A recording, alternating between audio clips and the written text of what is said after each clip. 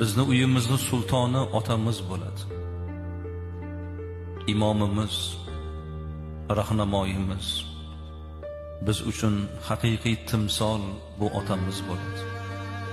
Ota kim?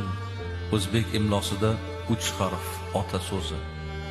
Arab imlosida 2 harfdan iborat. Juda ham oz harflar ishtirokida yozilsa-da, ma'no mazmun jihatidan ulkan ma'noni ifoda etadi. Ota u yelkasida farzandini ko'tarib hammaga maqtangan. Ota u biz uchun ham, onamiz uchun ham kerak bo'lsa, onamizni ko'ksidagi sutni ham paydo bo'lishiga otamiz sababchi.